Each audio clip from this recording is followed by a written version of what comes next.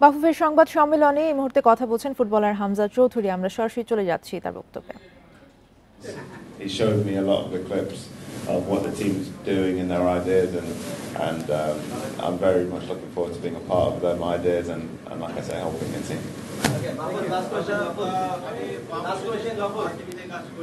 Everyone asked you on English. I should ask you in Bengali. A little bit of Sileti. Okay.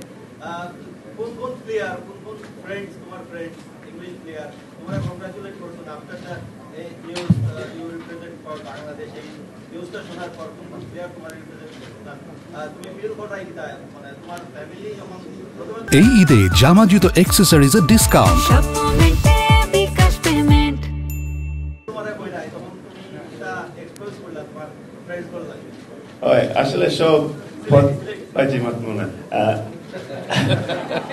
ওই আসলে সব ভালো করে মাততাছে hundreds and hundreds of messages পাইছি আমার teammates থেকে friends থেকে আগের কোচের থেকে সব congratulate করতেছে আসলে it's so nice for them to be able to see that side of Bangladesh and how emotional we are as a nation, but they've been nothing but positive. So really positive message sent করতেছে আর আমার family also proud to feel করতেছি যে আমি আইসি আর হাজার মানুষ I আমার দেখছে আর welcome করছে।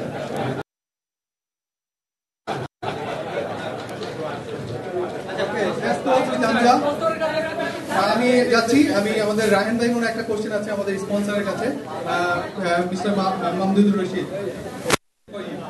আসলে স্যার আমার দিকে বাংলায় বলি জি বাংলাদেশ ফুটবল ফেডারেশনের একটা ভাবমূর্তি এবং স্পন্সরের একটা সংকট ছিল দীর্ঘ বছরের সময়।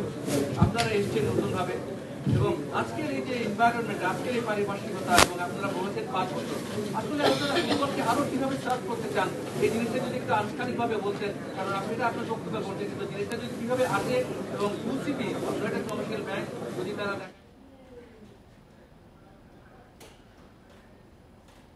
বাফুফের সংবাদ সম্মেলনে কথা বলছিলেন ফুটবলার হামজা চৌধুরী। আমরা সরাসরি ছিলাম সেখানে।